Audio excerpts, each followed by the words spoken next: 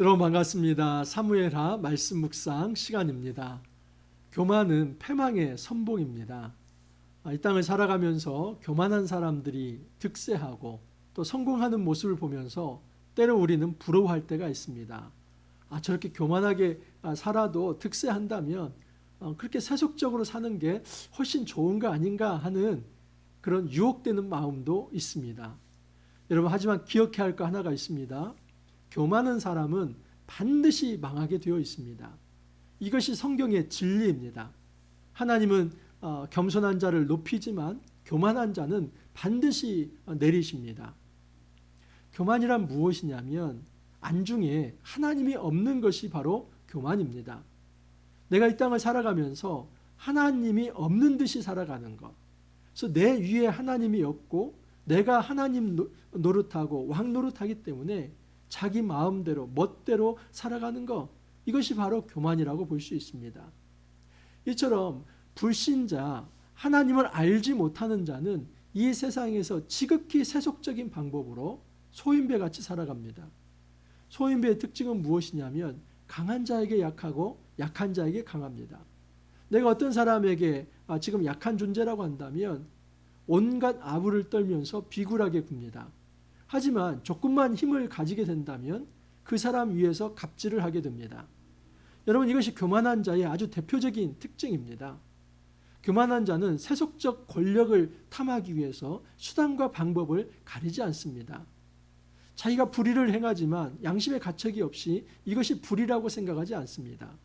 꽁 잡는 게 매라고 생각하면서 내가 어떤 이제 권력과 부를 쟁취하면 그것이 다 되었다 생각을 하고 나머지의 수단과 방법은 무엇을 쓰더라도 괜찮다라고 생각을 합니다. 여러분, 이러한 사람은 하나님께서 반드시 내립니다. 우리가 기억해야 할 것은 내가 하나님 없이 살아갈 때에 승승장구하는 것이 아니라 그것은 심판의 근거를 쌓는 것이다 하는 것을 기억해야만 합니다. 교만할수록 하나님은 차곡차곡 우리를 심판할 거리들을 쌓아두시는 것입니다. 하나님의 심판의 기준은 교만한가 겸손한가 거기에 달려 있습니다. 그렇기 때문에 내가 겸손한 자로 살아갈지 아니면 교만한 자로 살아갈지는 단지 인격 어떤 성품을 택하는 문제가 아니라 우리의 생과 사가 걸려있는 선택의 문제입니다. 우리가 이 땅을 살아가면서 여러분 겸손한 자로 살아갈 수 있기를 바랍니다. 그것은 다른 사람 앞에 굽신거리라는 말이 아닙니다. 이것은 하나님 앞에 경배자로 살아가는 것을 의미합니다. 하나님 앞에 납작 엎드리고 내 위에 왕이 계시고 내 위에 하나님이 계시고 나는 그 하나님의 말씀의 통치를 받아야 할 자라는 것을 인정하는 것, 이것이 진정한 겸손한 삶이다라고 말할 수 있습니다. 오늘 본문은 사무엘하 15장 1절에서 12절 말씀인데 오늘 본문에 등장하는 이 압살롬이 이 교만의 극치를 보여줍니다. 여러분 어제 말씀에서 14장 33절에서 압살롬이 그토록 이 요압을 지렛대 삼아서 결국은 다윗을 만나지 않습니까? 다윗도 참 문제가 있었지만 이 압살롬 굉장히 문제가 많은 사람입니다. 다윗은 우유부단함과 또 근본적인 문제를 조우하고 그 갈등을 해결하기 위해서 용기 있게 만나려고 먼저 하지 않았던 이것은 다윗의 문제입니다. 하지만 이런 다윗의 우유부단함을 이용해서 아주 단호하게 악을 저지르는 이 압살롬의 교만은 더 악하다라고 말할 수 있습니다. 그가 다윗을 만난 딱 한 가지의 이유는 이것입니다. 공적인 권위를 회복하고 싶은 것입니다. 여러분 왕이 왕자를 만나주지 않는다는 것, 이것은 거의 가택연금 상태입니다. 예루살렘에 돌아왔지만 압살롬은 어떤 힘도 가질 수 없었던 것입니다. 그 당시 왕정이지 않습니까? 그러면 왕이 압살롬을 용서하지 않았다는 것이 이게 보편화된 거라고 한다면 그 압살롬 휘하에 들어올 사람이 누가 있으며 또 그것이 어떻게 가능하겠습니까? 그렇기 때문에 이 압살롬은 정말 다윗과 관계를 회복하기 위해서 만나고 싶었던 것이 아니라 공적인 사면을 이제 세상 사람들 앞에 보여주고 싶었던 것입니다. 그래서 오늘 말씀 1절을 보면 그 후에 압살롬이 자기를 위하여 병거와 말들을 준비하고 호위병 50명을 그 앞에 세우니라. 지금 이 공식적으로 왕을 만나고 마치 사면을 받은 것처럼 그렇게 이제 자유를 얻게 되자 바로 한 일이 뭐냐면 마치 왕처럼 위세를 떠는 것입니다. 여러분 호위병 50명이면 지금 경비대가 50명이 군사가 있다는 것입니다. 거기에 그 전부가 아닙니다. 말이 있었죠. 병거가 있었죠. 여러분 지금 이 압살롬은 그가 거의 가택연금 상태에서 풀려나고 또 왕자로서의 어떤 권위가 회복되자마자 그 다음에 하는 일은 무엇이냐면 마치 왕처럼 득세하는 것이었습니다. 그리고 이렇게 위세를 떠는 것, 단지 허세를 떠는 이런 수준이 아니라 압살롬은 굉장히 강교하고 주도면밀하고 치밀한 사람입니다. 그러니까 그 사람은 악한 일을 꾀할 수 있고 그것을 실천할 수 있는 능력이 있는 사람이 바로 압살롬입니다. 압살롬이 이제 백성들의 마음을 훔치기 시작합니다. 그 당시 여러분 재판이 어디에서 이루어지냐면 성문에서 많이 이루어집니다. 그리고 더 큰 이 재판은 왕에게 그 송사의 문제를 가지고 나아갑니다. 그런데 지금 이 왕에게 나아가는 그 백성들을 중간에서 압살롬이 가로챕니다. 그래서 성문에 기다리고 있다가 왕에게 재판 송사 문제를 가지고 나아가려고 하면 그 사람을 붙들고 너 어디 성읍 어디 지파에서 왔냐? 내가 이 성읍 이 지파에서 왔습니다. 근데 왜 왕을 만나러 가려고 하는 거지? 제가 이런 억울함이 있어서 그거 호소하러 갑니다. 그래? 그런데 왕은 이 일을 위해서 재판장을 세우지 않았는데 가봐야 너 허탕친다. 너같이 미미한 사람을 지금 왕이 돌볼 겨를도 없고 왕이 어떤 재판장도 세우지 않았다. 그럼 어떻게 해야죠? 나한테 와. 내가 왕자이고 내가 이제 너에게 재판을 해줄 것이다. 네 말을 들어보니까 네 말 다 맞는데 내가 그것을 지원하겠다. 여러분 이런 얘기를 듣자마자 그 사람이 절을 하면서 엎드리려고 합니다. 근데 압살롬이 쇼를 하죠. 절을 하려고 하면 아니 절하지 말고 내가 안아줄게. 그렇게 안아줍니다. 여러분 이 악한 보스들이 이렇게 아주 간교한 일들을 하지 않습니까? 자기 휘하의 사람들을 모으기 위해서 겉으로는 그 사람과 친한 척하고 또 위에 있지만은 그 사람 밑으로 내려와서 겸손한 체하고 이거 다 쇼이고 연극입니다. 그냥 겸손한 채 하는 것이지 그 안에는 아주 무서운 교만이 담겨 있습니다. 진짜 교만은 사람 앞에서 자기를 비교해서 높아지려는 이런 정도가 아니라 아예 하나님이 안중에 없는 것. 그래서 그 사람 앞에서는 하나님이 없기 때문에 자기가 온 우주의 왕이고 자기가 하나님입니다. 그래서 자기가 중심이 되어서 모든 것을 판단하고 다른 사람을 그 밑에 두려고 합니다. 그리고 자기가 높아지는 데 있어서는 수단과 방법을 가리지 않고 장애물이 될 만한 것들은 아주 잔인하게 잘라내는 것. 이것이 바로 교만한 사람들의 특징이다라고 볼 수 있습니다. 여러분 이처럼 교만한 사람은 사람을 속여서 스스로 왕이 되는 사람입니다.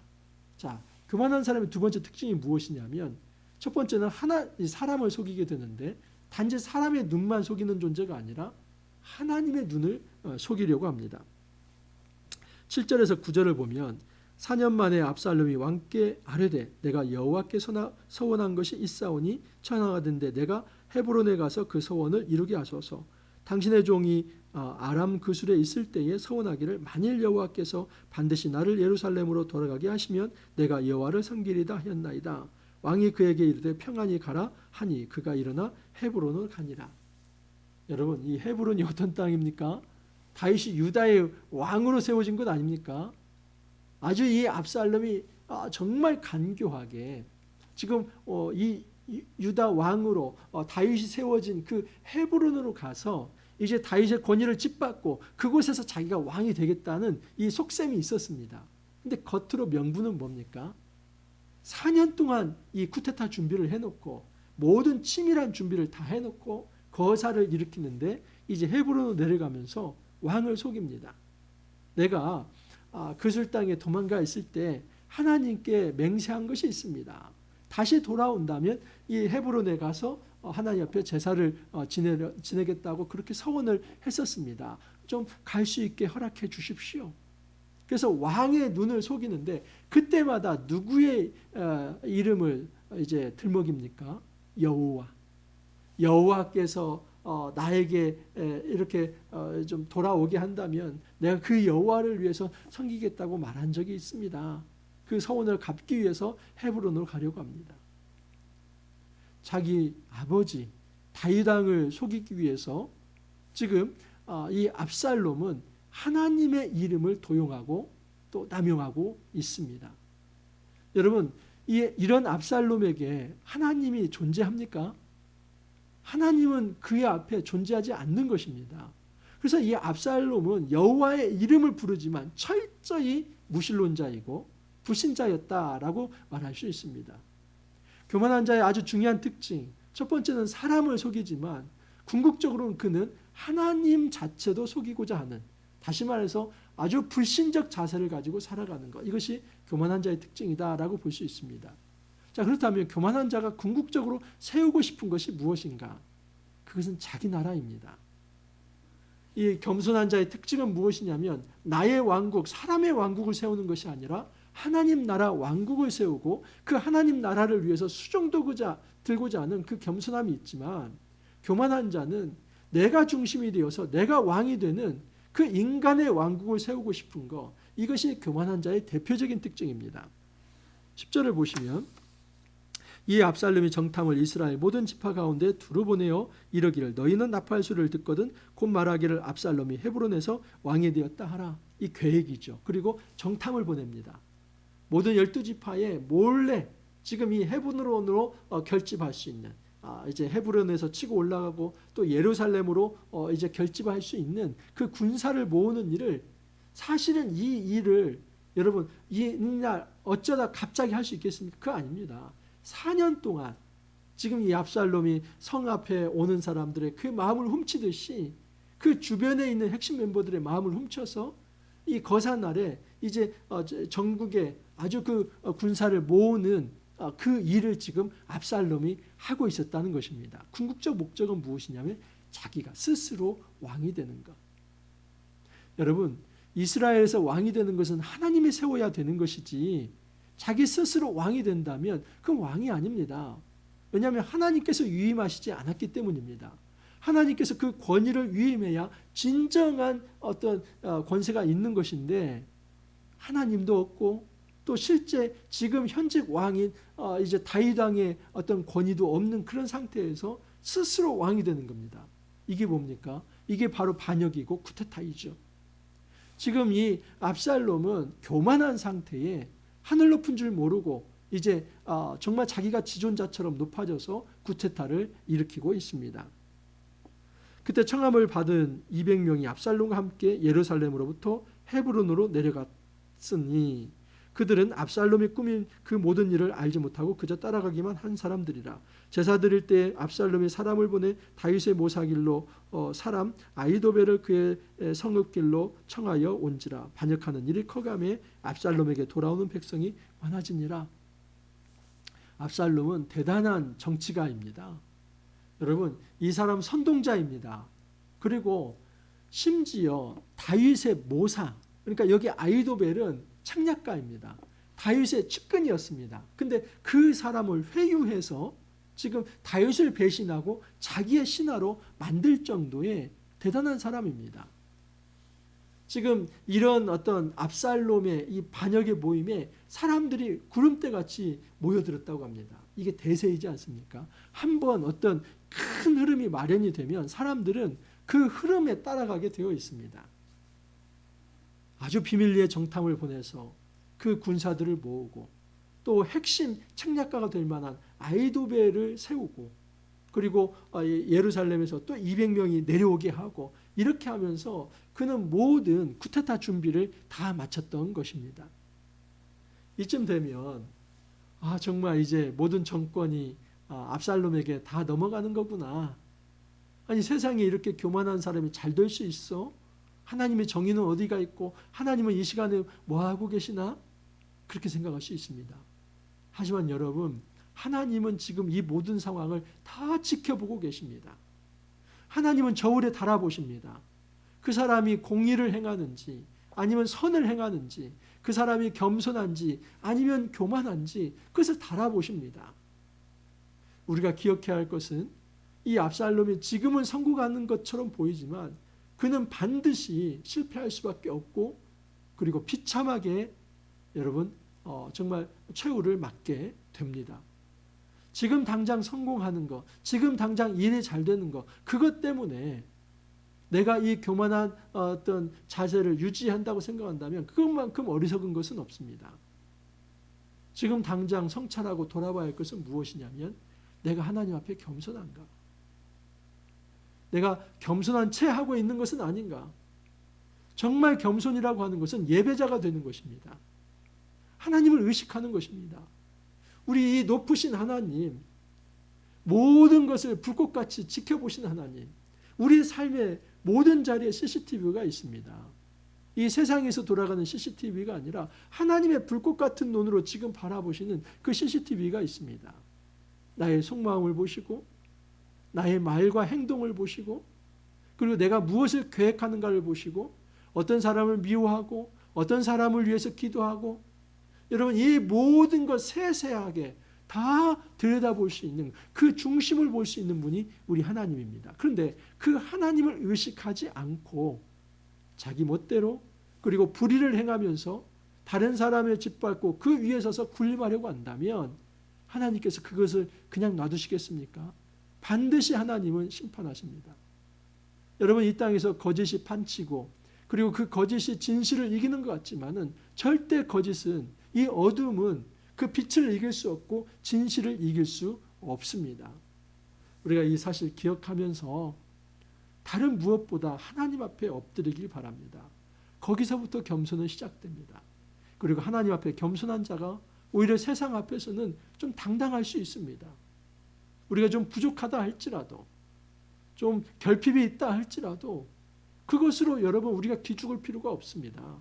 왜냐하면 하나님 앞에서 말씀의 원리에 따라서 그 의를 행하고 살아간다면 오히려 당당할 수 있죠. 그런데 하나님 없는 듯한 사람들이 바로 이 땅에서 때로는 비굴하게 그렇게 살아갑니다. 여러분 우리가 말씀 앞에 엎드리기를 바라고 그 말씀의 지배를 받기를 바라며 날마다 하나님의 임재를 체험하며 코람데오의 신앙, 그 하나님 앞에서의 신앙, 그래서 주님께서 내 삶을 지켜보신다는 그 의식 속에서 주님이 기뻐할 만한 그 겸손한 삶 살아갈 수 있기를 간절히 소망합니다. 함께 기도합니다. 주님 감사합니다.